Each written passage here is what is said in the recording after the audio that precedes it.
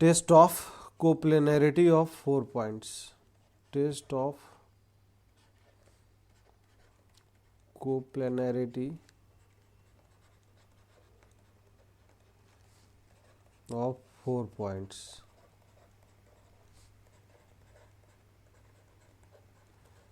Test of coplanarity of 4 points, 4 point का coplanarity का testing. तो टेस्ट क्या करना है, इसमें स्टेटमेंट की तरह हम इसको रीड करेंगे। जैसे अगर 4 पॉइंट्स है, स्टेटमेंट मैं पहले लिखता हूँ कि 4 points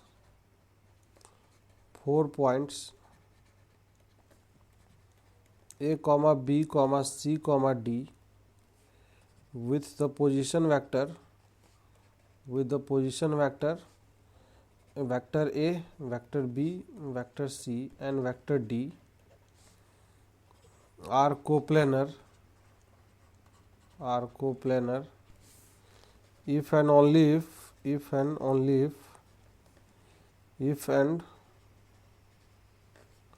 only if there exist scalars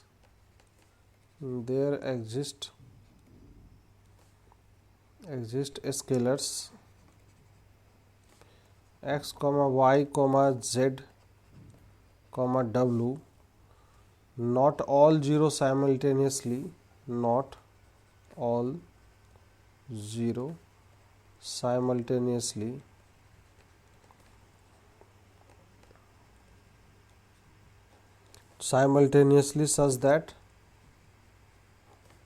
such that ये है relation x times of vector a plus y times of vector b plus z times of vector c, w times of vector d.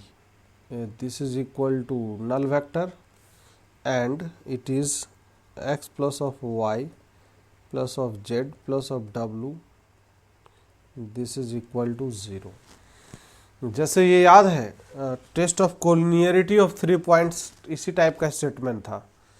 उसमें A B C R जैसे 3 point collinear होते थे, तो बताया था ना वहाँ पे इसी टाइप का रिलेशन आया था कि नहीं आया था। तो सेम काइंड ऑफ रिलेशन जैसे वहाँ पे आया था, तो यहाँ पे भी उसी टाइप का रिलेशन है। 4 पॉइंट अगर एक प्लेन में अगर कोप्लेनर है, तो कोप्लेनर होने के लिए एक कंडीशन है। ये कंडीशन कैसे आएगा निकल के, ये थोड़ा सा इसको फील कर लें क्या हम लोग।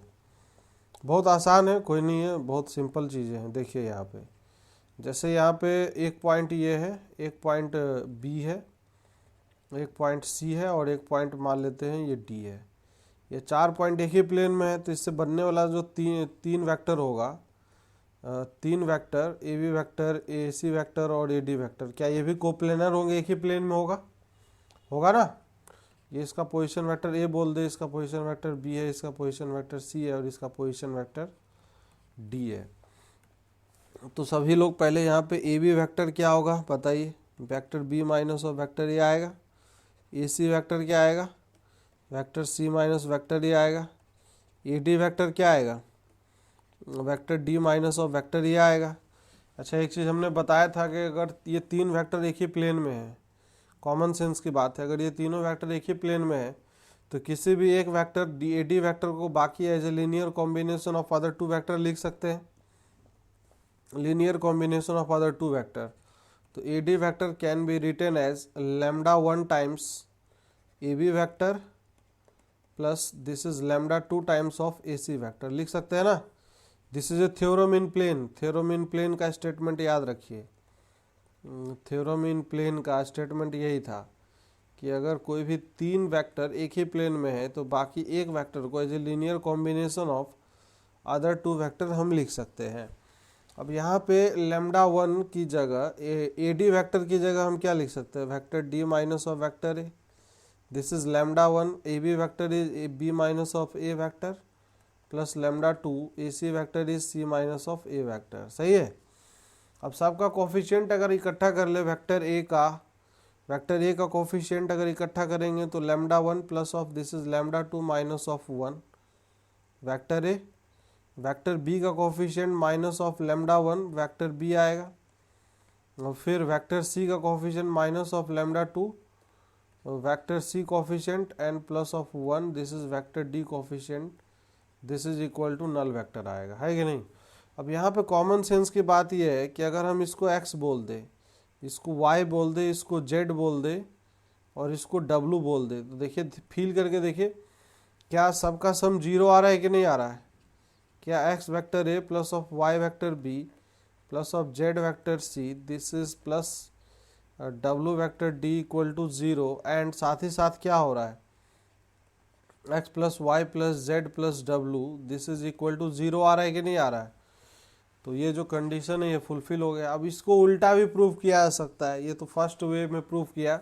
द सिमिलर वे में अगर प्रूव करना हो तो प्रूव कर सकते हैं ना अपोजिट, आप लोगों करके देख सकते हैं, आप लोग खुद से करके देखिएगा, ज़्यादा बेहतर समझ में आएगा। तो ये तो बस स्टेटमेंट के फॉर्म में याद रखना है। बाकी अगर हमें फॉर द कैलकुलेशन पर्पस अगर 3 वेक्टर कोप्लेनर है तो हम कैलकुलेशन पर्पस के लिए क्या यूज़ करते हैं, बॉक्स जीरो कर लेते हैं, याद है ना सभी को। Box of A B vector, A C vector और ए डी वैक्टर का जो बॉक्स है this is box is equal to 0 कर देते हैं। ये सबसे आसान होता है अप्लाई करना। तो ये तो स्टेटमेंट के लिए याद रखेंगे कि स्टेटमेंट पूछ सकता है एग्जाम वगैरह में, तो ये इसमें कंफ्यूज नहीं होना है। नोट्स को बार बार पढ़िएगा। जब हम बार बार चीज़ों को पढ़ते हैं तो हमारे दिमाग में वो समय के साथ बैठते जाता है, चीज़ें क्लियर होती जाती है। कन्फ्यूज़न कब आता है, कन्फ्यूज़न तभी आता है जब एक्चुअली में चीज़ें हमें ढंग से याद ही नहीं रहता है कि एक्चुअली में वो क्या था और ये क्या है, डिफरेंस हम तभी आइडेंटिफाई नहीं कर पाते। तो चीज़ें जब याद रहेगा तो कोई दिक्कत नहीं है। चलिए, linear independence and dependence of vectors, इसके बारे में थोड़ा सा हम चर्चा करेंगे। Linear independence and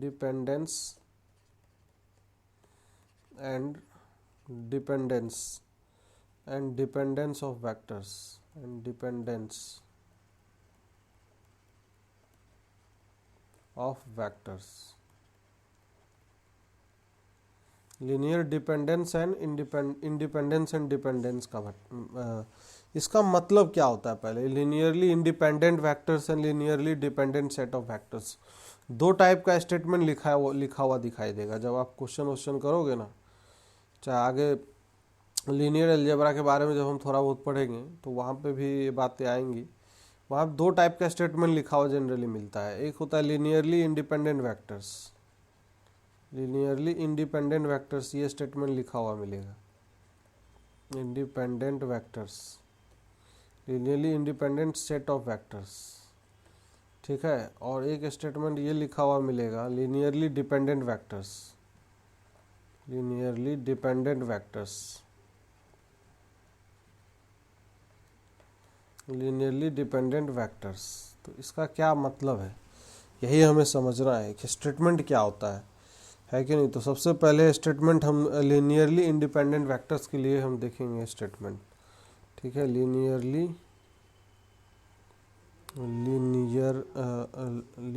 independent vectors, linearly independent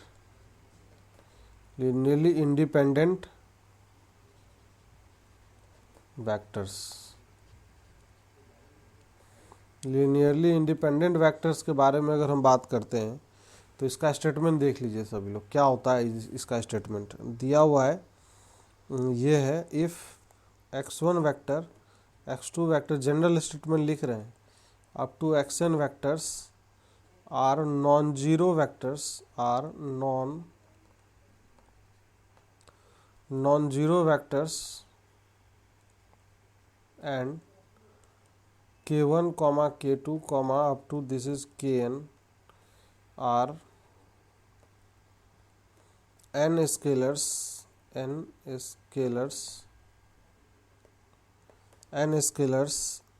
and if their linear combination if the linear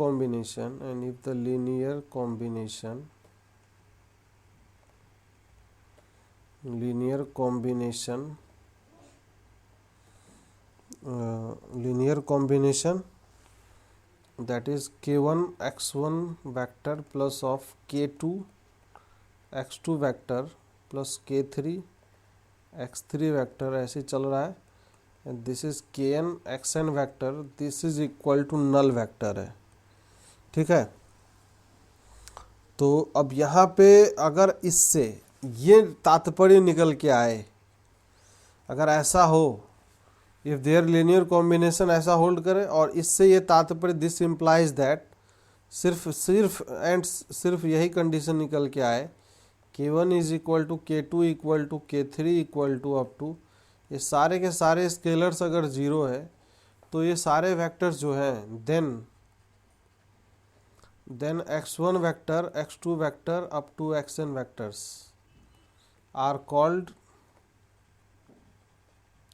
linearly independent vectors, linearly independent vectors कहलाते हैं,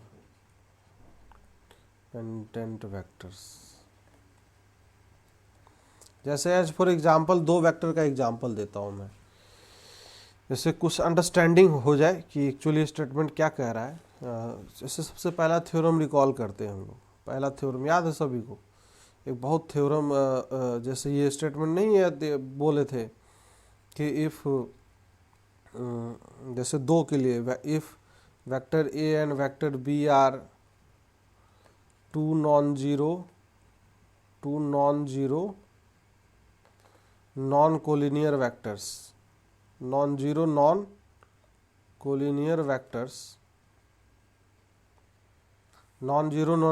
वेक्टर्स सच दैट, ये स्टेटमेंट निकल के आएगा, such that X vector A plus of Y vector B this is equal to null vector. तो इसका क्या निकल के आता था, इसका मतलब याद है, पहला दिन का स्टेटमेंट नहीं याद होगा, कुछ याद है कि नहीं चीज़ें, पहले रिकॉल करिए, कुछ याद है चीज़ें। इसका सीधा सीधा निकल के आता था एक्स वाई इक्वल टू क्या होता था, जीरो, है कि नहीं, एक्स वाई दोनों ही क्या होंगे, जीरो। तो ए एंड बी दो non zero non collinear vectors होते हैं, तो हम इसमें क्या बोलते थे, क्या हम इसको ऐसा भी बोल सकते हैं अब यहाँ से कि vector A and vector B are क्या, आर लीनियरली इंडिपेंडेंट वेक्टर्स है, लीनियरली इंडिपेंडेंट वेक्टर्स। अब जैसे ए और बी दोनों पैरेलल हो जाए तो, अगर जैसे ये हमने बोला है, अगर इसी में अगर दूसरा स्टेटमेंट ये बोल देते कि vector A and B are collinear, vector A and B are collinear vectors, तो क्या हो जाएगा, कोलिनियर के लिए क्या रिलेशन होल्ड करता है यार, बोलते हैं ना vector A equal to lambda times of vector B, चाहे B equal to lambda vector A, बोलते हैं कि नहीं। तो दोनों में लीनियर रिलेशन है, यहाँ पे lambda is not equal to zero. तो इसका मतलब क्या है, ये इसको हम A vector A and vector B को यहाँ पे क्या बोलेंगे, vector A and vector B are linearly dependent बोलेंगे। चीज़ें क्लियर हो रही है कि नहीं, लीनियरली डिपेंडेंट बोलेंगे इनको, डिपेंडेंट, ठीक है। अब वही चीज़ स्पेस में होगा, अब चीज़ें स्पेस में, थ्योरम इन प्लेन में अगर एक प्लेन में कोई भी तीन वेक्टर होगा तो क्या होगा, ये तीनों के तीनों क्या होंगे, लीनियरली डिपेंडेंट कि इंडिपेंडेंट। अरे एक प्लेन में तीन वेक्टर है, ये एक ही प्लेन में ये तीन वेक्टर है, डिपेंडेंट होगा ना ये तीनों, अगर एक डायरेक्शन में नहीं अलग अलग एंगल पे है और तीनों नॉन जीरो है, तो वेक्टर सी को हम क्या लिखते थे, lambda one vector A plus lambda two vector B बोलेंगे ना। तो यहाँ पे A C and B are क्या, लीनियरली डिपेंडेंट वेक्टर्स हो जाएंगे, है कि नहीं। तो ये सब चीज़ें छोटी छोटी बातें याद रखिए। तीन अलग अलग प्लेन में वेक्टर अगर हो तो लीनियरली, आई जे और के क्या है, लीनियरली इंडिपेंडेंट वेक्टर्स है। ये कॉन्सेप्ट समझ में आया कि नहीं। जैसे अगर कोई ये लिख के दे दे कि स्टेटमेंट में, जैसे X I cap plus of Y J cap plus Z K cap this is equal to null vector, तो इसका सीधा सीधा क्या मतलब निकल के आएगा, अरे आई जे और के सब के सब क्या है, लीनियरली इंडिपेंडेंट है, तो इसका मतलब X equal to zero, X Y Z सब के सब क्या हो जाएंगे, जीरो होगा कि नहीं। तो यहाँ पे जीरो वेक्टर को ऐसे भी लिख सकते थे, zero I cap, zero J cap, zero K cap. हम डायरेक्टली कंपेयर क्यों कर पाते हैं, क्योंकि वो सब के सब लीनियरली इंडिपेंडेंट वेक्टर्स हैं, that's why we can do it. समझ में आ रहा ना। फिर नाउ दूसरा स्टेटमेंट जो है, second statement linearly dependent vectors के बारे में बात करते हैं। लीनियरली डिपेंडेंट, खैर दोनों एक ही इससे लिंक्ड है, लेकिन स्टेटमेंट लिख देता हूँ लीनियरली डिपेंडेंट। तो linearly dependent set of vectors में जैसे स्टेटमेंट इसका ये है कि वही चीज़ है, if x1 x2 x3 up to xn है, ऐसे ही करके xn are set of non zero vectors are non zero vectors है, ठीक है। And scalars this is k1 k2 k3 up to kn are scalars such that वही their linear combination मतलब x1 k1 x1 vector plus k2 x2 vector ऐसे करके चल रहा है, this is kn xn vector equal to null vector. अगर ऐसा है और इसका इम्प्लीकेशन ये निकल के आता है कि this implies that at least one of them, if at least one of k1 k2 k3 up to kn are non-zero, कम से कम इन सारे स्केलर्स में से कोई एक भी अगर नॉन जीरो हो गया, समझ में आ रहा है ना, तो तब हम बोलेंगे कि देन क्या कहलाएंगे सारे के सारे कि x1 x2 x3 up to xn vectors are linearly dependent है, आर लीनियरली डिपेंडेंट है। उसमें कोई ना कोई एक लीनियर रिलेशन जरूर होल्ड कर रहा है, आपस में सब लीनियर कॉम्बिनेशन जरूर होल्ड कर रहा है। तो यही सब छोटी छोटी बातें हैं, बाकी थ्योरम इन स्पेस हमने डिस्कस कर ही दिया था, ठीक है। तो ये सब जो छोटी छोटी बातें हैं बस ध्यान रखिएगा भाई, किसको लीनियरली डिपेंडेंट किसको लीनियरली इंडिपेंडेंट बोलेंगे, क्लियर है क्या चीज़ें। तो यहीं से अब इसका जो थ्योरी है वेक्टर का, कंप्लीट थ्योरी वेक्टर का यहीं से आपका समाप्त हो जाता है कि नहीं। बाकी जो नेक्स्ट है अपना, इसी में 3D के बारे में हम चर्चाएं करेंगे अब, 3D के बारे में। तो देखिए वेक्टर एंड 3D दोनों अलग अलग चीज़ें बिल्कुल नहीं है। पहली बात तो ये दिमाग में होना चाहिए कि भाई लोगों को लगता है कि दो अलग अलग चैप्टर हैं तो दोनों अलग अलग चीज़ें हैं, नहीं। वेक्टर एंड 3D दोनों सेम चीज़ें हैं, क्योंकि दोनों 3D का जो मैक्सिमम चीज़ें हैं, सारी की सारी चीज़ें जो है सब डीलिंग होता है इसी से, ठीक है ना। तो ये चीज़ हो जाएगा 3D मान लीजिए, स्पेशली लेक्चर 1 इसको हम बोल सकते हैं, लेकिन सब लिंक्ड है आपस में।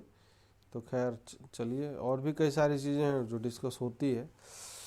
तो 3D में देखिए हम क्या क्या बात करेंगे, पहले वो मैं बता। देखो लाइन का जो वेक्टर इक्वेशन है, लाइन का ही अलग अलग फॉर्म में हम पहले इक्वेशन देखेंगे। लाइन का भी, उससे भी पहले हम डायरेक्शन कोसाइन और डायरेक्शन रेशियोज़ के बारे में चर्चाएं करेंगे। नाम तो सुने होंगे ना, कि नहीं सुने हैं, कि डायरेक्शन कोसाइन और डायरेक्शन रेशियोज़ होता है ना कुछ कुछ। डायरेक्शन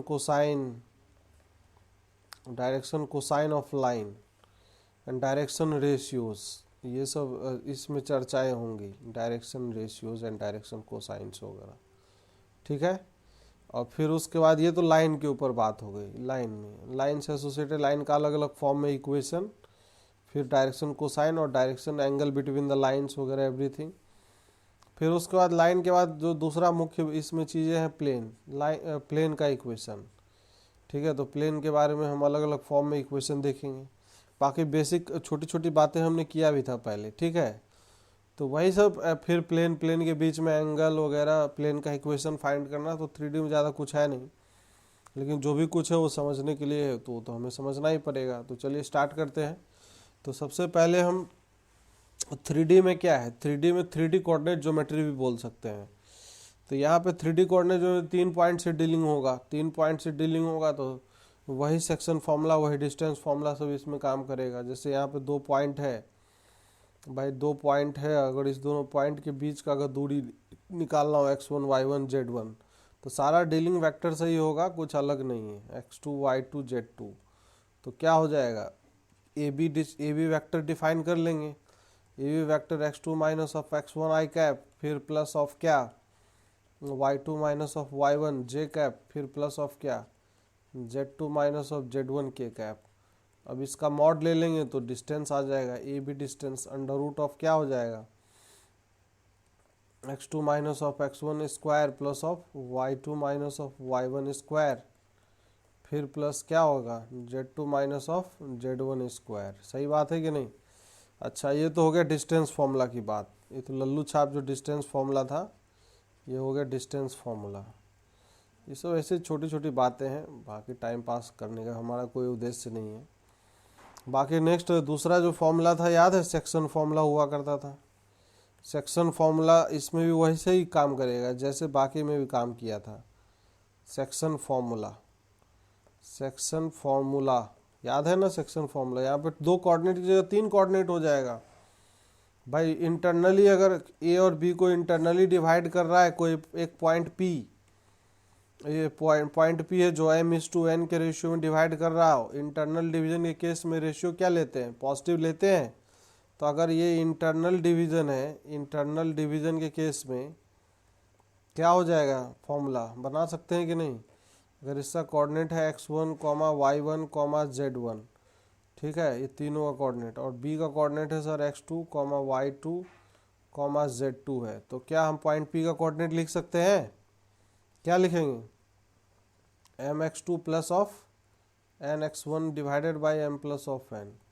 सिमिलरली y कोऑर्डिनेट और सिमिलरली z कोऑर्डिनेट आएगा, बस 3 बढ़ जाएगा। अब यही एक्सटर्नल डिवीजन के लिए क्या होता था, एक्सटर्नल डिवीजन का कॉन्सेप्ट पता है ना। एक्सटर्नल डिवीजन का कॉन्सेप्ट क्या होता है, एक्सटर्नल डिवीजन में एक पॉइंट जो होता है वो एक्चुअली में उस पर लाई नहीं करता, ठीक है ना, बाहर एक्सटेंशन पे लाई करता है। जैसे ए और बी तो यहीं पे रहेगा, और पॉइंट क्यू जो है, मान लेते हैं सपोज दैट पॉइंट क्यू कहीं इधर है, तो क्यू का डिस्टेंस ए से और क्यू का डिस्टेंस बी से, ठीक है, इसका रेशियो m/n के दिया है। तो for the simplification and for the calculation purpose, उसके लिए हम क्या करते हैं, ए और बी के बीच में चूज कर लेते हैं दोनों पॉइंट को। भाई पॉइंट मान लेते हैं अभी भी वहीं पे है, बीच में भी है, ओनली फॉर द कैलकुलेशन, और रेशियो को निगेटिव ले लेते हैं। लेकिन एक्चुअली में ये क्यू बीच में है नहीं, एक्सटेंशन पे है। बात समझ में आई ना। तो पॉइंट क्यू का कोऑर्डिनेट लिखेंगे तो क्या लिखेंगे जी, बताइए, mx2 minus of nx1 divided by m minus of n। बाकी y कोऑर्डिनेट, बाकी z कोऑर्डिनेट ऐसे ही आएगा। कोई समस्या है क्या इसमें, कोई समस्या नहीं है। एक क्वेश्चन लिखिए सभी लोग, छोटा सा लल्लू छाप question. Find the ratio, find the ratio, find the ratio in which, find the ratio in which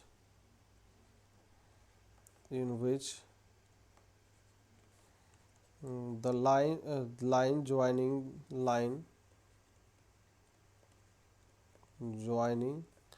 the points a x1 y1 z1 and point B, this is x2 y2 z2, is divided by the plane,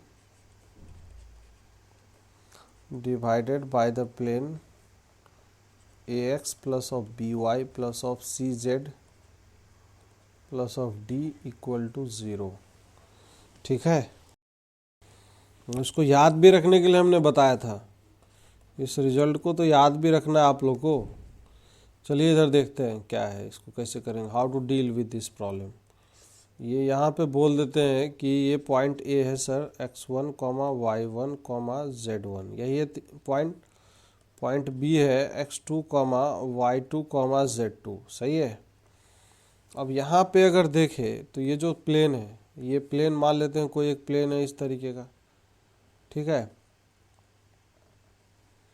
इस तरीके कोई एक plane है जो कहीं ना कहीं काटेगा ही इस लाइन को। तो प्लेन का इक्वेशन दिया हुआ है sir ax plus of by plus of C Z plus of D this is equal to 0, यही है।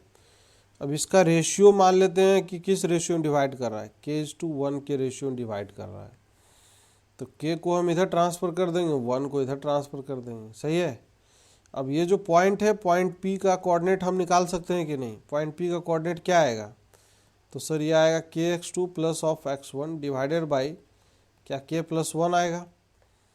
फिर अगला क्या आएगा, ky2 plus of y1 divided by क्या आएगा, k+1 आएगा। फिर अगला क्या आएगा, kz2 plus z1 divided by k+1 आएगा। अब ये जो कोऑर्डिनेट है एक्स वाई जेड, क्या हम इसमें रख सकते हैं, इस प्लेन के इक्वेशन को सेटिस्फाई करेगा, तो सेटिस्फाई करवा देंगे। तो जैसे सेटिस्फाई करवाएंगे तो रिलेशन निकल के आएगा ना यहीं से, a टाइम्स ऑफ क्या आएगा, this is kx2 plus of x1 divided by k+1 plus of b times of y coordinate ky2 plus of y1 divided by this is k+1 plus of c times of kz2 plus of z1 divided by क्या आएगा, नीचे k+1 आएगा। कोई समस्या, plus of this is d this is equal to 0।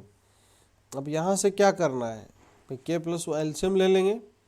जैसे LCM लेंगे तो k का जो वैल्यू है समझ में आ रहा है, मैं डायरेक्ट लिखूँ, अब क्या आएगा, माइनस टाइम्स ऑफ, दिख रहा होगा कि क्या आएगा, minus times of ax1 plus of by1 plus cz1 plus of d divided by नीचे this is ax2 plus of by2 plus of cz2 plus of d, ये आएगा। आया क्या बाकी लोग का, पहले ये बताइए हाँ कि ना बताइए। अरे इसको याद रखने के लिए हमने बोला था, ये कैसे याद रखना है, फील आ रहा है कि ये ऊपर में क्या है, न्यूमरेटर में और डिनोमिनेटर में क्या है, ये ऐसा फील नहीं हो रहा है कि ये जो पॉइंट ए है इस प्लेन में रखा गया है, और ऐसा फील नहीं हो रहा है नीचे में पॉइंट बी को, तो जिधर से रेशियो निकालना होता है उसको ऊपर लेंगे और बाकी अपोजिट साइड को नीचे रख देंगे, तो डायरेक्ट निकल के नहीं आ जाएगा। यही का यही फॉर्मूला 2D में भी था, यही का यही सेम फॉर्मूला भैया 2D कोऑर्डिनेट में भी तो निकल के आया था कि नहीं आया था निकल के। तो चीज़ों को याद रखिए ना, याद नहीं रखेंगे तो बड़ा समस्या हो जाएगा, ठीक है, बहुत भयंकर समस्या आ जाएगी। तो ये तो हो गया भैया, रेशियो खेल लिया अब हमने। अब हम जो अब हम बातें करेंगे लाइन के ऊपर, ठीक है, लाइन, तो लाइन के ऊपर चर्चा करेंगे हम। तो लाइन का अलग अलग फॉर्म में इक्वेशंस, ठीक है, equation of line in different forms, equation of line in different forms, in different forms, अलग अलग फॉर्म में। वैसे हम बात कर ही चुके हैं। सबसे पहले देखिए, सबका जन्मदाता एक ही है, वेक्टर फॉर्म, वेक्टर फॉर्म, ठीक है। वेक्टर फॉर्म में याद है ना, वेक्टर फॉर्म में 2D में कैसे लाइन का इक्वेशन लिखा करते थे, कुछ याद नहीं आ रहा है भैया। ऐसे इसके पैरेलल कोई वेक्टर है, ठीक है, और इस पे एक पॉइंट चाहिए ना, यही तो लाइन का इक्वेशन होता है। और क्या होता है, अगर मान लीजिए दो पॉइंट है, ये x1 y1 और ये z1 है, ठीक है, एक पॉइंट है और एक दूसरा पॉइंट है उसी लाइन पे, ये पॉइंट B है, इसका कोऑर्डिनेट है सर x2, y2, z2 है। तो ये बताइए क्या ए बी वैक्टर लिख सकते हैं क्या, यहाँ पे A B vector equal to x2 minus of x1 I cap plus of क्या आएगा y2 minus of y1 J cap, और फिर प्लस क्या आएगा z2 minus of z1 K cap, आएगा कि नहीं आएगा। तो अब ये ए बी वैक्टर जो आया, अब किसी एक पॉइंट को यूज कर लेंगे, तो वेक्टर फॉर्म में इक्वेशन ऑफ लाइन क्या होता था, याद करिए सभी लोग, r equal to x1 I cap plus of y1 J cap plus of z1 K cap होगा, और फिर plus lambda times this is x2 minus of x1 I cap, और प्लस क्या आएगा यहाँ पे y2 minus of y1 J cap plus z2 minus of z1 K cap, सही है। अब यहाँ से देखिए कोई समस्या नहीं है, बहुत ही आसान है। अब इसको अगर हमें चेंज करना हो, अब हम इसी को चेंज करेंगे इन द कार्टेशियन फॉर्म। इसी लाइन को कार्टेशियन फॉर्म में अगर चेंज करना हो, कार्टेशियन फॉर्म में अगर हमें इसी लाइन को चेंज करना हो तो कुछ नहीं करेंगे, ये जो वेक्टर आर है, वेक्टर आर को हम रिप्लेस कर देंगे किस से भाई, X I cap plus of Y J cap plus of Z K cap, सही है। अब बाकी जो यहाँ पे है इसको वेक्टर ए बोल देते हैं थोड़ी देर के लिए, इस पूरे को वेक्टर बी बोल देते हैं, तो vector A plus of lambda vector B हो जाएगा। कंपेयर कर सकते हैं क्या आप भाई, अगर कंपेयर करना हो तो कंपेयर कर सकते हैं कि नहीं, पहले हमें ये समझाइए सभी लोग। अगर कंपेयर करना हो, जैसे वेक्टर ए को थोड़ी देर के लिए इतना बार बार क्यों लिखे, हम सिंपल सा लिख देते हैं ए वन आई कैप और plus of A two J cap plus of A three K cap, सही है। और यहाँ पे वेक्टर बी को लिख देते हैं, this is B one I cap plus of B two J cap B three K cap, सही है। तो जब हम कंपेयर करेंगे ना यहाँ पे वैल्यू रख के, आई वाला जितना टर्म है दोनों तरफ से अगर ले लेंगे तो यह आ जाएगा A one plus of lambda B one I cap, सही है। फिर क्या होगा A two plus of lambda B two J cap, फिर क्या आएगा ये इधर, हाँ, फिर plus this is A three plus of lambda B three K cap, सही है। अब कंपेयर करेंगे तो भाई आई को आई के साथ कंपेयर करा दीजिए, तो x इक्वल टू क्या होगा, x equal to A one plus lambda B one आएगा, ए वन को उधर भेज दे तो x माइनस ए वन, और यहाँ पे बी वन से अगर डिवाइड कर दे तो this is equal to lambda आएगा।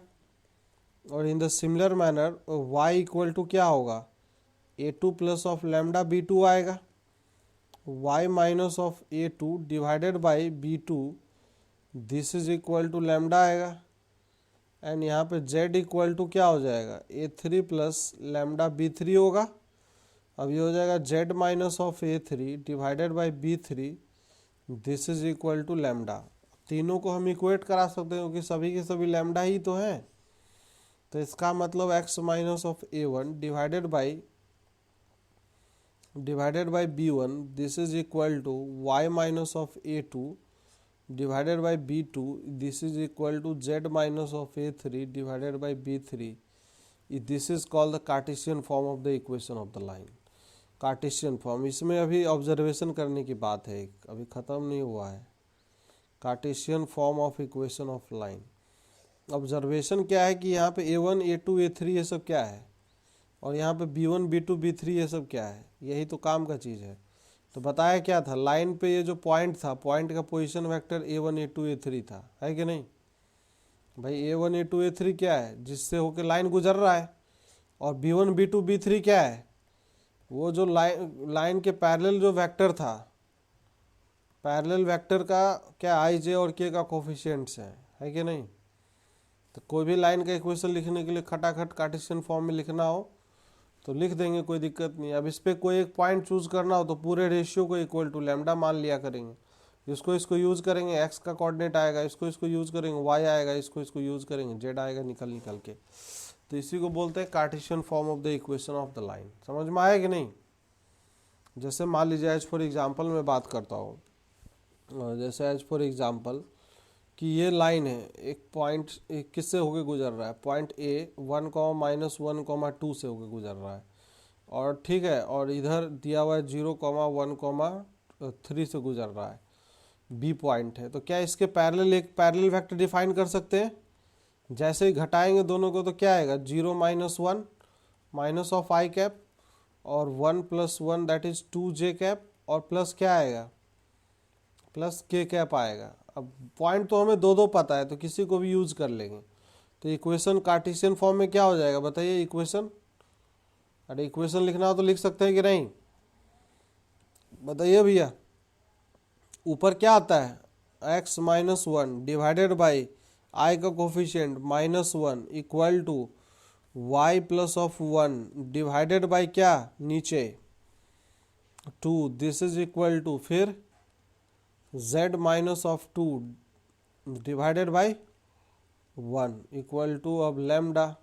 अब x का कोऑर्डिनेट लिखना हो तो पॉइंट, अगर कोई एक वेरिएबल पॉइंट चूज करना हो तो क्या चूज करेंगे, अगर वेरिएबल पॉइंट लिखना हो तो क्या लिखेंगे, एक्स कोऑर्डिनेट बताइए फटाक से सर, 1 माइनस लेमडा, फिर Y coordinate, Y coordinate, Y coordinate बताइए 2 लेमडा -1, और फिर जेड कोऑर्डिनेट लेमडा +2, है कि नहीं। अलग अलग लेमडा के लिए अलग अलग पॉइंट मिलते जाएंगे इसी लाइन के ऊपर। क्लियर है क्या सभी को। तो लाइन का इक्वेशन अलग अलग फॉर्म में लिखे रहे, उससे घबराना नहीं है, सिंपल है, कोई नहीं, आसान चीज़ें हैं, ठीक है ना। तो इस प्रकार से तो लाइन का इक्वेशन दो फॉर्म में देख लिया। देखिए सबका जन्मदाता वेक्टर फॉर्म ही है सब, मैंने बताया क्या है कि इसमें हर चीज़ का जो डीलिंग है, each and every point, every concept का डीलिंग वो किससे होगा, वेक्टर से। वेक्टर का कॉन्सेप्ट अगर क्लियर है तो वेक्टर 3D में कोई प्रॉब्लम नहीं आने वाली है, कोई समस्या नहीं आएगी, समझ में आ रहा है ना। अपने आप सारा क्वेश्चन आप करते जाएंगे, उसमें कोई इशू ही नहीं आएगा। एक छोटा सा कॉन्सेप्ट अब डिस्कस कर लेते हैं हम लोग, जैसे क्या,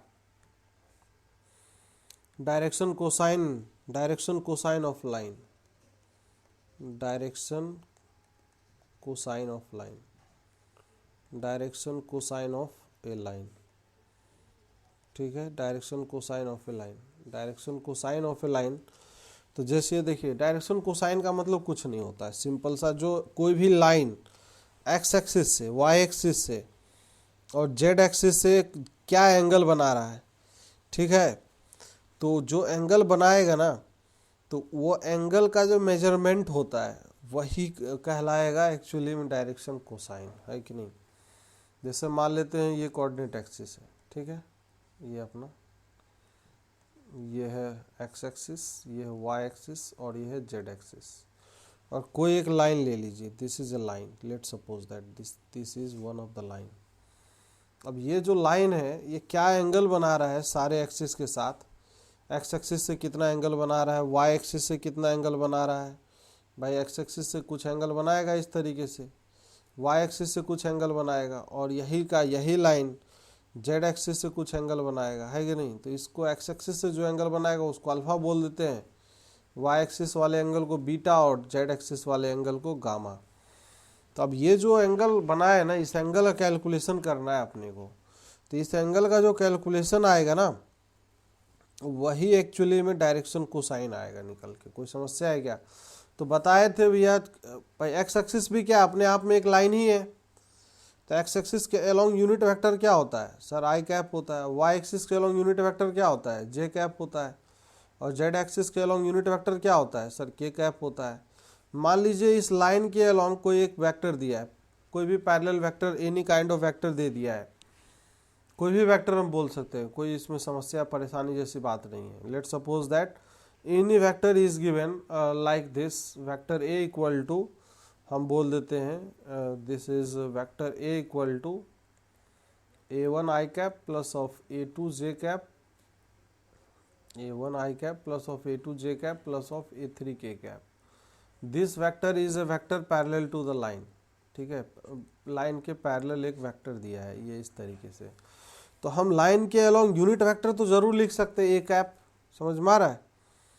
यूनिट वेक्टर अलोंग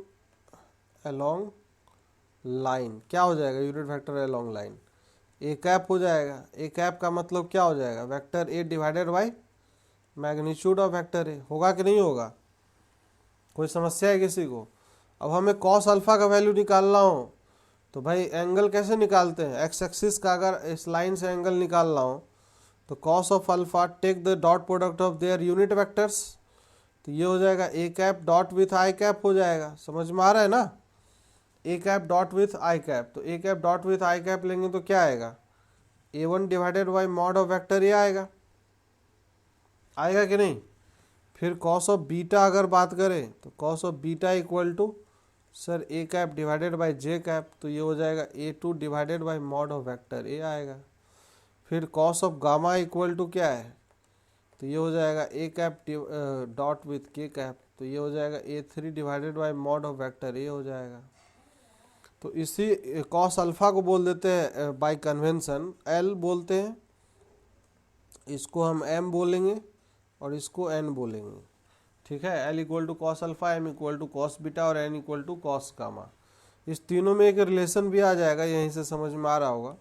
रिलेशन क्या होगा, कॉमन सेंस काम कर रहा है sir. L square plus of M square plus N square अगर करेंगे तो क्या आएगा बताइए, ये आएगा A one square plus of A two square plus of क्या आएगा, A three square divided by mod of vector A square आएगा, आएगा कि नहीं। और ये भी ऊपर भी क्या है, मॉड ऑफ वेक्टर ए का स्क्वायर ही तो है, और नीचे भी मॉड ऑफ वेक्टर ए का स्क्वायर, ये कट फिट के 1 आ गया। तो इसका मतलब एक तो ये रिलेशन खट से याद रखेंगे कि sir cos square alpha plus cos square beta plus cos square gamma this is equal to always equal to 1। इसी को अगर हम साइन में चेंज कर देंगे तो साइन में चेंज कर देंगे तो क्या होगा बताइए, 1 minus sine square of alpha plus 1 minus sine square of beta plus 1 minus sine square of gamma this is equal to 1। 1 से 1 एक काट लीजिए तो बाकी यहाँ से समझ में आ रहा होगा कि sine square alpha plus sine square beta plus sine square of gamma this is equal to कितना आ जाएगा, 2 आ जाएगा। तो यहाँ पे दो रिलेशन आ गया, एक तो रिलेशन ये आ गया, ये भी याद रख लेना है डायरेक्टली, और दूसरा ये भी याद रहे तो अच्छा ही है, बाकी उसी से आ जाएगा, ये भी है कि नहीं। तो ये जो चीज़ है, बाकी ये L square plus of M square, L square plus of M square plus of N square this is equal to 1, ये सब एक ही चीज़ है, अलग अलग चीज़ें नहीं है, ठीक है ना। तो समझ में आया क्या एल एम और एन। इसमें एक बात और हम बात करना चाहेंगे कि कोई भी लाइन अगर एक्स एक्सिस से अल्फा एंगल बना रहा है, कोई कहेगा नहीं सर अगर हम एंगल को ऐसे मेजर नहीं करेंगे, हम ऐसे मेजर कर ले इधर से, तो ये पाई माइनस अल्फा मेजर करेगा। तो इसीलिए किसी भी लाइन के लिए दो set of direction cosine exist करता है, ठीक है ना। जैसे अगर हम बात करें, नोट डाल के यहीं पे छोटा सा नोट डाल के, तो यहाँ पे एक सेट, इफ़ वन सेट अगर ऐसा है, if one set of angles made by line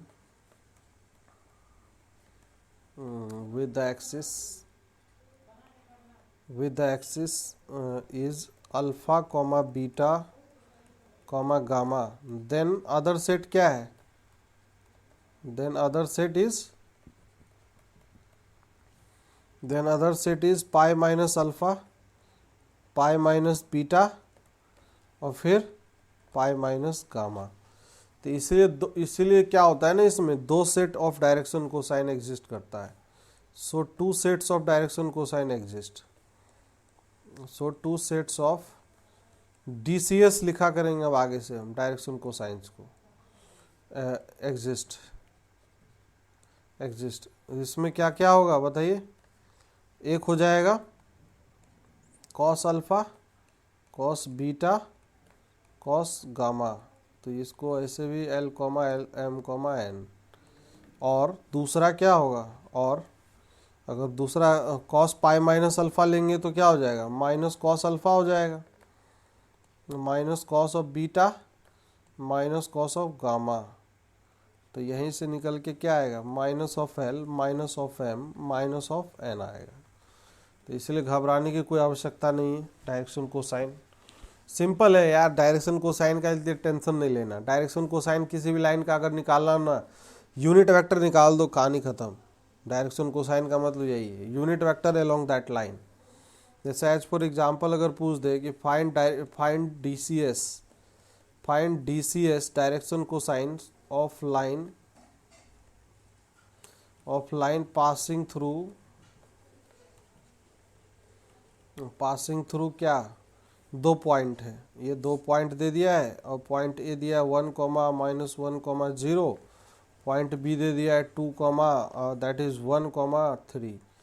अब जैसे ये है, इसका डीसीएस निकालना हो तो निकाल सकते हैं कि नहीं, कुछ नहीं करना है, पहले वेक्टर लाइन के अलोंग निकालिए। लाइन के अलोंग कोई एक वेक्टर, तो सर लाइन के along vector A B vector क्या हो जाएगा, I cap plus of 2j cap और प्लस क्या हो जाएगा सर 3k कैप, होगा कि नहीं होगा। तो अब इसका यूनिट वेक्टर निकाल लीजिए, ए बी कैप निकाल लीजिए। तो ए बी कैप मतलब A B vector divided by its magnitude mod of vector A B. तो ये हो जाएगा क्या, I cap plus of 2j cap plus of 3k cap. इसका मैग्नीट्यूड करेंगे तो अंडर रूट में 1 + 4 + 9, यही होगा। तो ये कितना हो गया भाई, 1/√14 आई कैप, फिर 2/√14 जे कैप, फिर अगला 3/√14 क्या हो जाएगा, के कैप। होगा कि नहीं होगा। अब यहीं से समझ में आ गया होगा कि आई का जो कोफिशिएंट है वो कॉस अल्फा, जे का कोफिशिएंट कॉस बीटा और ये कॉस गामा। तो DCS क्या हो जाएगा, डायरेक्शन कोसाइन 1/√14, फिर अगला 2/√14, 3/√14। कुछ नहीं करना, एकदम आसान है। चाहे इसी को निगेटिव में लिखना हो तो -1/√14, -2/√14, -3/√14, एक ही बात है। ये लिखिए चाहे ये लिखिए, ठीक है ना। तो यहाँ पे एक नोट डाल के ये भी लिख देता हूँ कि कभी भी DCS लिखना हो, डायरेक्शन कोसाइंस, तो direction cosine is nothing but, यहाँ लिख देता हूँ, कन्फ्यूज़न नहीं चाहिए हमें। इस direction cosine is nothing but क्या, unit vector, unit vector parallel to a line, parallel to the line, और उसका आई जे और के का कोफिशिएंट उठा लो, वही DCS होता है। उसमें कोई तोप चीज़ नहीं है। इतना समझ में आया कि नहीं सभी लोग को। अच्छा, DCS ऑफ एक्स एक्सिस क्या होगा, अगर ये सिंपल सिंपल लल्लू छाप चीज़ें पूछ ले तो। DCS ऑफ एक्स एक्सिस क्या होगा जी, DCS क्या होगा एक्स एक्सिस, अरे बताओ भैया सभी लोग। DCS ऑफ वाई एक्सिस क्या होगा, वाई एक्सिस का DCS। DCS of Z axis क्या होगा, लिख सकते हैं कि नहीं, 1,0,0, इसका 0,1,0, फिर इसका 0,0,1, यही हो जाएगा। माइनस लगाना माइनस लगा लीजिए, कोई ये सब तोप चीज़ नहीं है, आसान आसान ये सब फर्जी चीज़ें हैं, है कि नहीं। अच्छा, इसमें क्वेश्चन बनता है कई बार, जैसे क्वेश्चन अगर पूछ ले कि find the angle between, find the angle between, angle between the diagonals of a cube, diagonals of a cube, diagonals of a cube, body diagonals ज़्यादा बेहतर होगा, बॉडी डायगोनल्स लिखे तो। कैसे निकालेंगे इसको, तो देखिए इसके लिए अब क्यूब बनाने की, क्यूब तो बनाना ही पड़ेगा। खैर अब इसे ज्योमेट्री से एक तरीका तो होता है, लेकिन पता है कि 3D वाला ज्योमेट्री बनाना कितना मुश्किल काम होगा, और उसको फील करना, एनालाइज करना, that will not be easy task. तो इसको अगर हमें डील करना हो, समझना हो, करना हो तो कैसे करेंगे, देखिए इसके लिए बहुत सिंपल उपाय है। हम वेक्टर का हेल्प लेंगे, वेक्टर का हेल्प लेंगे तो आराम से क्यूब बना लेते छोटा सा। ये अपना बन गया क्यूब, सबको दिख रहा है भाई, क्यूब बना लिया, ये रहा क्यूब बन गया ना। तो क्यूब बन गया तो इसमें एक्सिस भी डिफाइन कर सकते हैं, 3 एक्सिस डिफाइन कर लिया। अब यहाँ पे सभी लोग ध्यान दीजिएगा भाई, ये 3 एक्सिस है इस तरीके से, ठीक है। ये हो गया एक्स एक्सिस, ये है वाई एक्सिस और ये है जेड एक्सिस। अब इसके रेस्पेक्ट में हम सारे कोऑर्डिनेट, सारे सबका कोऑर्डिनेट लिखेंगे। इसको ओरिजिन ओ मान लेंगे। तो क्या इसके रेस्पेक्ट में सारे पॉइंट का कोऑर्डिनेट लिख सकते हैं कि नहीं। इस पॉइंट का कोऑर्डिनेट अगर साइड लेंथ ए मान ले, ए यूनिट है, तो इस पॉइंट का कोऑर्डिनेट क्या हो जाएगा, ए 0 0 हो जाएगा। अरे ये उल्टा लिख दिया मैं, इस पॉइंट का कोऑर्डिनेट क्या हो जाएगा जी बताइए, 0 A 0, क्योंकि वाई एक्सिस है ना। इस पॉइंट का कोऑर्डिनेट लिखना हो तो a, 0, 0। सारे पॉइंट का इस पॉइंट का कोऑर्डिनेट सर a, x और y का आएगा ना, सिर्फ a और 0 आएगा। जेड एक्सिस वाला सर 0 0 और a आएगा, सही है। अच्छा, ये एक्स जेड प्लेन में ये जो पॉइंट है, y वाला 0 हो जाएगा, a 0 a, सही है। अच्छा, ये वाई जेड प्लेन में है तो 0 a a आएगा, सही है। अच्छा, ये पॉइंट इसका क्या होगा, ए कॉमा ए होगा। अब जब सारे पॉइंट में कोऑर्डिनेट आ गया तो क्या वेक्टर वेक्टर डिफाइन करना हो कर सकते हैं ना भाई। बॉडी डायगोनल समझ में आ रहा है पहले। बॉडी डायगोनल कौन कौन से होंगे, एक ऑरिजिन ए मान लेते हैं, ओ पॉइंट है ये, तो इसके कॉरस्पॉन्डिंग मान लेते हैं ये ओ डैश है, ठीक है। तो ओ डैश एक बॉडी डायगोनल होगा। एक और बॉडी डायगोनल कोई बता पाएगा? एक और बॉडी डायगोनल कोई भी?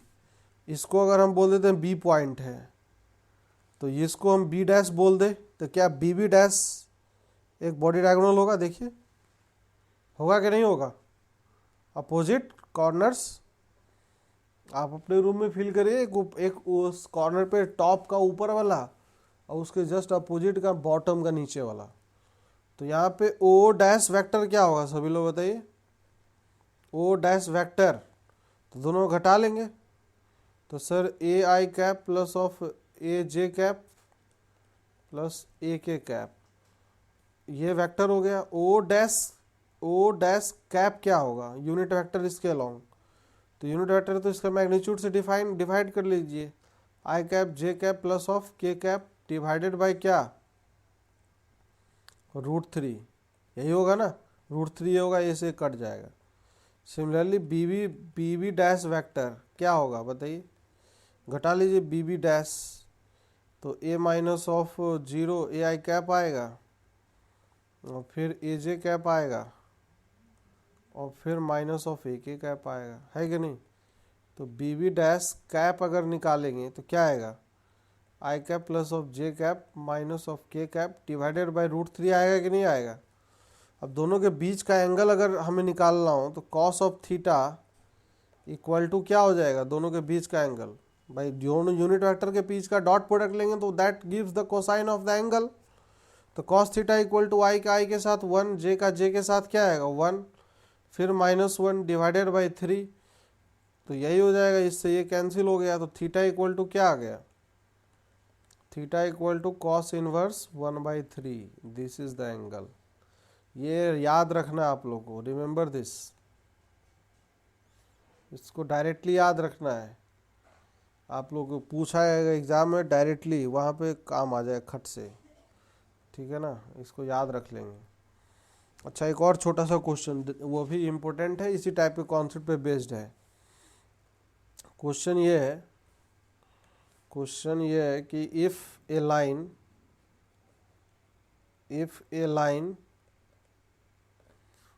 makes an angle, if a line makes an angle alpha, beta, gamma, delta with the four diagonals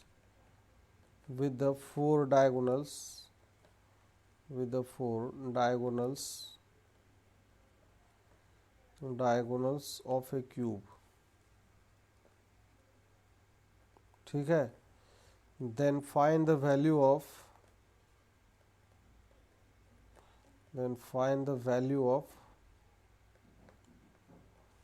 ये इसका वैल्यू निकालना है, cos square alpha plus cos square of beta plus cos square gamma plus cos square of delta, इसका value क्या होगा निकाल के बताइए फट।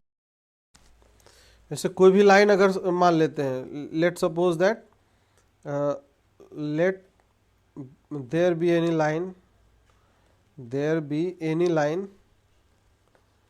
एनी लाइन विथ DCS, उसका डायरेक्शन कोसाइन मतलब unit vector with DCS L, M, N, direction cosine है इसका L, M और N।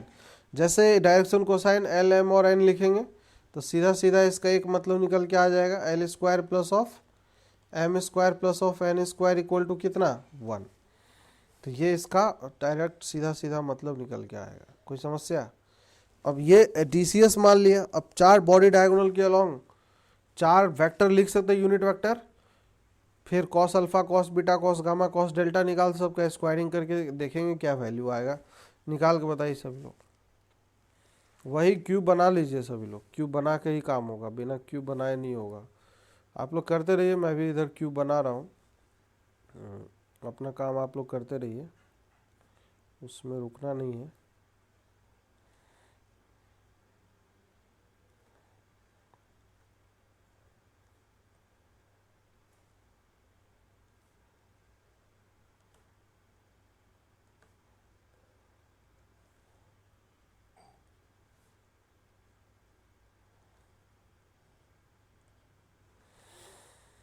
ठीक है, सभी लोग बनाइए, आराम से बनाइए, हम भी बना रहे हैं। ये एक्स एक्सिस है, ये वाई एक्सिस है, ये जेड एक्सिस है। ठीक है, ये ओरिजिन 0 0 0, दिस इज 0 0 0। ये वाई एक्सिस पे है, कोई भी मान लीजिए, कोई भी एक पॉइंट 0, A, 0। एक्स एक्सिस पे तो सर 0 A 0 0। सर ये वाला पॉइंट दिस इज A, 0। ये वाला पॉइंट जेड एक्सिस पे वाई जेड प्लेन में, तो ये हो जाएगा 0 A और A। ये वाला पॉइंट एक्स जेड है, तो Y 0 और Z A। सही है, सारे पॉइंट और इस पॉइंट का कोऑर्डिनेट A, A, सबका कोऑर्डिनेट आ गया। नाम दे दीजिएगा O डैश, अपोजिट पॉइंट्स हैं। फिर अगला नाम दे रहा हूँ मैं, इधर ये B दे देते हैं, ये सर B डैश हो जाएगा। ठीक है, बाकी इसके जस्ट अपोजिट कौन सा होगा, ये वाला होगा। सर इसका नाम A है तो इसका नाम A डैश दे देते हैं। फिर इसका नाम C दे देते हैं, तो इसका इधर वाला C डैश हो जाएगा। ठीक है, तो सभी लोग वेक्टर लिखिए आराम से, सभी के long O dash, O dash cap, तो ये हो जाएगा कितना, O dash cap I cap plus of J cap plus of K cap divided by √3। सही है ना। उसी प्रकार सबका आएगा, BB डैश का अभी अभी लिखे है ना, जैसे भाई BB डैश कैप घटा लीजिए, खाली घटा के डिवाइडेड बाई √3 आ जाए। B का कोऑर्डिनेट तो 0 0 और A में से 0 गया, this is I cap plus of J cap, और ये minus of K cap divided by this is √3। फिर A डैश कैप, तो A डैश कैप निकालिए, A डैश तो 0 minus this is minus of I cap और plus of this is A minus 0, this is J cap and minus of K cap divided by √3। ठीक है, फिर और CC dash cap, तो CC dash 0 minus of A, this is minus of I cap plus of 4/3 आएगा, this is J cap plus of K cap divided by √3। यही आ जाएगा, ये सब सही है ना। अब ये सारे यूनिट वेक्टर सारे 4 डायगोनल के अलोंग आ चुके हैं। अब हम direction cosine of the line ये है, तो डायरेक्शन कोसाइन का मतलब क्या है, unit vector along the line. अब सारे एंगल निकालना है, तो एंगल निकालने के लिए सबका डॉट लेते जाएंगे, तो कॉस अल्फा इक्वल टू क्या हो जाएगा पहले वाले से, तो सर ये L plus M plus of N divided by √3 आएगा। फिर similarly cos beta equal to दूसरे वाले से क्या आएगा, L plus of M minus of N divided by √3 आएगा। फिर cos of gamma equal to तीसरे वाले से minus of L plus of M minus of N divided by √3 and cos of delta equal to चौथे वाले से minus of L plus of M plus of N divided by √3। यही आएगा। अब सबका स्क्वायरिंग करके ऐड करना है, तो सबको स्क्वायरिंग करके ऐड कर दीजिए, cos square alpha, cos square of beta, cos square gamma, cos square delta. ठीक है, तो L square M square N square, सही है, सब में L स्क्वायर, तो कितनी बार आएगा सर, 4 बार आएगा ये, L स्क्वायर M स्क्वायर और N स्क्वायर। बाकी ये 2 टाइम्स समेसन, और 2 क्या, M और N कितनी बार आएगा, पहले M और N का प्रोडक्ट देखें, तो एक बार यहाँ से आएगा, एक बार यहाँ से आएगा, और एक बार यहाँ से आएगा, और एक बार यहाँ से, 4 बार ये भी आएगा। समझ में आ रहा है, मतलब 2 times summation of L into M, ऐसे ऐसे जितने टर्म हैं वो सब आएंगे, डिवाइडेड बाई नीचे 3। ये 2 वाले जितने हैं ना वो सब 0 हो जाएंगे। हेलो, सबको समझ में आ रहा है।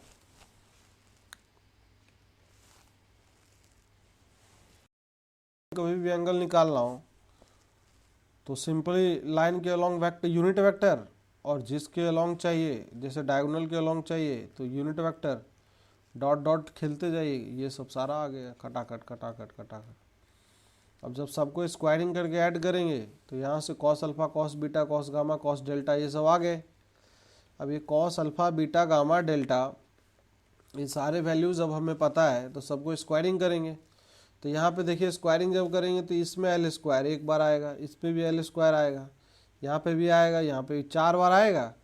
तो 4 बार एल आएगा तो 4 बार एम भी आएगा, 4 बार एन आएगा। और बाकी एम इंटू एन वाला टर्म, तो एम इंटू एन वाले जितने टर्म है उसको देखिए अब। तो एम इंटू एन वाला यहाँ से सर प्लस में है, फिर ये माइनस में है, 2 times of M N, -2 times M N कटेगा। फिर यहाँ से एम इंटू एन -2, यहाँ पे एम इंटू एन प्लस में। तो कहने का मतलब 2 बार प्लस 2 बार माइनस, तो इसीलिए वाला जो टर्म है ना ये 0 में चला जाएगा। और बाकी एल स्क्वायर, एम स्क्वायर और एन स्क्वायर का वैल्यू कितना होता है, 1 होता है। तो इसीलिए इसका जो वैल्यू है कितना आ जाएगा, 4/3 आएगा। रिमेंबर दिस रिजल्ट, इसको भी याद रखिए, ये स्टैंडर्ड क्वेश्चन है, एनसीईआरटी का है ये। हर बोर्ड के क्वेश्चन में, हर बोर्ड की किताबों में, कई सारे एग्जाम में पूछा जा चुका है। तो क्यों ना हम इस क्वेश्चन को डायरेक्टली एज ए रिजल्ट की तरह याद रख लेंगे। ठीक है, कि क्यूब में अगर कोई भी एक लाइन 4 डायगोनल से अगर एंगल बना रहा है अल्फा, बीटा, गामा, डेल्टा, तो सबके स्क्वायर का जो सम है cos square alpha, cos square beta, cos square gamma और कॉस स्क्वायर डेल्टा, सारे के स्क्वायर का sum that will be constant value that is equal to 4/3 आएगा। ठीक है ना जी। अरे कुछ समझ में आ रहा है कि नहीं आ रहा है, इतना क्लियर है? बाकी ये सब जो जितना भी मैं प्रोसेस कर रहा हूँ ना, उतना आप लोग घर पे करिएगा, तभी आपका जो कॉन्सेप्ट है हमेशा के लिए ध्यान में रहेगा और सीख पाएंगे। नहीं तो कोई फ़ायदा नहीं है, सिर्फ हम ही लिखेंगे, हम ही करते जाएंगे। इतना समझ में आ रहा है ना सभी को? अब जैसे इसमें और भी बहुत क्वेश्चन बनते हैं, जैसे एज फॉर एग्जाम्पल कि अगर ये बोल देता कि if A line makes an angle 45 degree with x axis से 45 डिग्री एंड 60 डिग्री विथ मान लेते हैं, हम बोल देते हैं वाई एक्सिस। ठीक है, तो find the angle made by the line, find angle made by line with Z axis. Z axis से कितना एंगल बनाएगा? क्या हम ये निकाल सकते हैं? निकाल पाएंगे? हेलो सर, ऑब्वियस सी बात है, निकाल लेंगे। बाय एक्स एक्सिस से एंगल दिया है, इसका क्या मतलब है, हमें क्या वैल्यू दे दिया है बताइए? अरे इसका सीधा सीधा मतलब क्या है, हमें कॉस अल्फा का वैल्यू दे दिया ना ये। अरे L equal to cos alpha का वैल्यू आ गया ना ये। कॉस 45 का वैल्यू कितना आ गया, कॉस 45 का वैल्यू 1/√2 आ गया। फिर नेक्स्ट एम इक्वल टू क्या, भाई वाई एक्सिस से एंगल बना रहा है तो कॉस बीटा का वैल्यू आ गया। तो कॉस बीटा मतलब कॉस ऑफ 60 डिग्री, कॉस 60 का वैल्यू कितना 1/2 हो गया। और एन का वैल्यू नहीं पता है, तो एन का वैल्यू अगर नहीं पता है तो निकाल लेंगे, क्या होगा, L square plus of M square plus of N square, this is equal to 1। ये होता है कि नहीं? तो 1/2 plus of 1/4 plus of N square equal to 1। तो यहाँ से N square equal to 1 minus क्या आ गया बताइए, 1/2 प्लस ऑफ 1/4, दोनों को ऐड करिए, कितना आएगा भैया, ऐड करो, कितना आएगा जी, 1/4 आ गया ना ये। तो एन इक्वल टू आ गया ना प्लस माइनस 1/2, 1/2 ले लिए या माइनस ऑफ 1/2 ले लीजिए। एक एक्यूट आएगा तो ऑब्वियस से बात, दूसरा ऑब्ट्यूज आ जाएगा। मतलब क्या आ गया, कॉस डेल्टा आ गया ना ये, अरे कॉस गामा आ गया, sorry, cos gamma equal to 1/2। तो गामा का वैल्यू कितना आएगा, गामा का वैल्यू 60 डिग्री आएगा कि नहीं आएगा, या 120 आएगा। 120, 60 या 120, एक एक्यूट होगा तो दूसरा 180 माइनस 60 आएगा। तो इस तरीके से रिलेशन का यूज आएगा। बाकी इसमें और भी कई सारे क्वेश्चन बनते हैं, है कि नहीं? तो और भी हम इसमें चर्चाएं करेंगे और भी डिस्कशन करेंगे। जैसे नेक्स्ट थोड़ा सा बात कर लेते हैं, हल्का सा, ज़्यादा बात नहीं करूँगा अभी, डायरेक्शन रेशियोज़ के बारे में। ओके, दोनों लिंक है चीज़ें। डायरेक्शन रेशियोज, एक होता है लाइन से एसोसिएटेड चीज़ें, डायरेक्शन रेशियोज। तो डायरेक्शन रेशियोज कुछ नहीं है, एकदम फर्जी चीज़ है ये, कि एनी थ्री नंबर, समझिए इसको, any three number A comma B comma C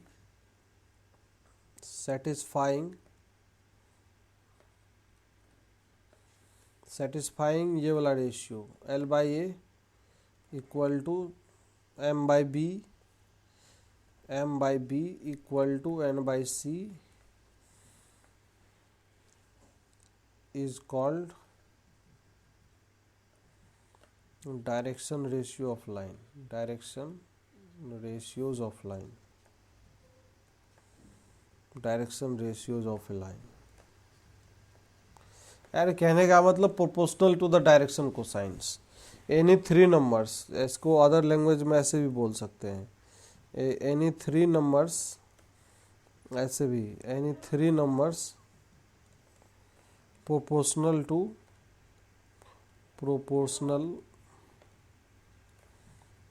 to direction cosines, DCs of a line, DCs of a line is equal to direction ratios, डरना नहीं है, डीआरएस, ठीक है, direction ratios.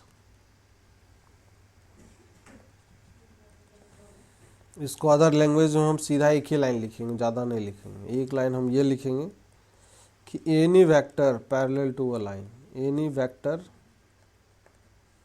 Parallel to a line, उसका I जे और के का coefficient जो होगा वही डायरेक्शन रेशियोज कहलाएगा। डायरेक्शन रेशियोज एक लाइन के अनेकों हो सकते हैं, इनफाइनाइट हो सकते हैं, लेकिन डायरेक्शन कोसाइन इनफाइनाइट नहीं होगा। समझ में आ रहा ना? अब जैसे मान लो कोई एक लाइन है, भाई कोई एक लाइन है, उसका डायरेक्शन रेशियोज दिया है, तो डायरेक्शन कोसाइन निकाल सकते हैं क्या? जैसे यहाँ पे रिलेशन बिटवीन अगर बात कर ले, relation between DCS and DRS, क्या रिलेशन होगा? अगर हमें डीआरएस पता हो तो डीसीएस निकाल सकते हैं, निकाल सकते हैं, कोई इसमें तोप चीज़ है ही नहीं, आसान चीज़ें हैं भाई। हमें अभी पता है कि अगर किसी लाइन का हम बोल देते हैं डीसीएस, उस लाइन का डीसीएस है L comma M comma N है, ठीक है, और डीआरएस हम बोल देते हैं कि सर ए बी सी है, ठीक है, तो कोई नहीं, बहुत आसान चीज़ें हैं। अभी रिलेशन अभी हमने देखा है, क्या रिलेशन होता है? प्रोपोर्शनल होगा कि नहीं? प्रोपोर्शनल नहीं समझ में आ रहा है क्या? कुछ आ रहा है समझ में कि sir l by A equal to क्या हो जाएगा, m by B equal to N by c होगा, इक्वल टू लैम्डा। तो l equal to sir a lambda और एम इक्वल टू क्या हो जाएगा, बी लैम्डा, और N equal to c lambda होगा। तो सर यहाँ पे l square plus of M square plus of N square equal to 1 होगा। तो यहाँ से समझ में आ रहा होगा A square B square C square और ये this is lambda square equal to 1। तो लैम्डा का जो वैल्यू है ये plus minus 1 by under root of क्या होगा, A square B square C square होगा।